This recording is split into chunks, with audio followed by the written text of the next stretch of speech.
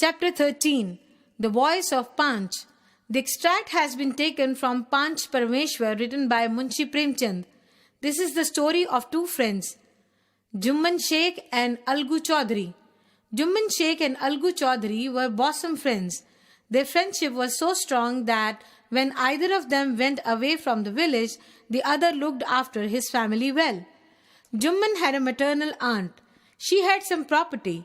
Jumman assured her to look after her if she transferred the property on his name. Since his aunt had no child, she transferred the property to him with an understanding that he would look after her. Until they got the registry of the property on their own name, Jumman and his wife should pay much attention to their aunt. As it had done, he became rude to her because a bitterness came in the behavior of his wife at the live of little food that the old lady wanted every day. She swallowed the abuses at the time of giving food by his wife, but when the patience crossed the limits, she spoke to Jumman. "My son, I realize that I am not liked in your house, so I am being ill-treated for the couple of months. Kindly give me monthly allowances so that I can make my own food in a separate kitchen." "Does the money grow on tree? From where will I give you monthly allowance? Be patient," said Jumman and went outside.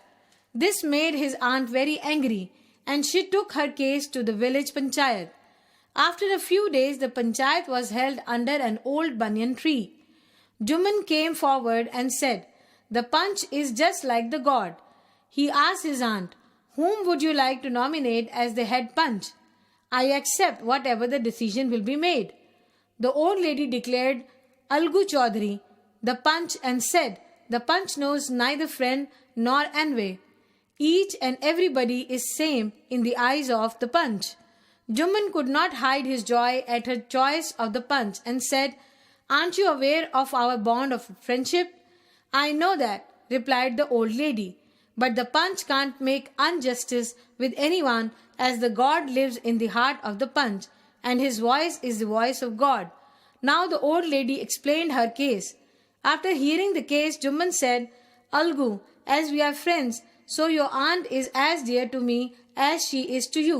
Since she has chosen me, the Panch, you and your aunt are equal before me. Would you like to say something in your defense?" At this, Jumman started. "A few years back, my aunt transferred her some property to me on this promise that I will look after her as long as she lived, and God knows that I had done all I could. There have always been quarrels between my wife and her ever on small things. What is my fault? What can I do? And now she wants me to give her monthly allowance. Her claim is baseless.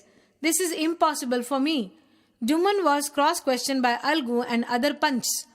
They consulted with one another, and then finally Algu declared that Jumman must give his aunt monthly allowance as the property goes back to her. This made Jumman furious, and Algu read his face. But Algu was quite happy that Panch has no friend. God lives in the heart of Panch, and he himself speaks in the voice of Panch.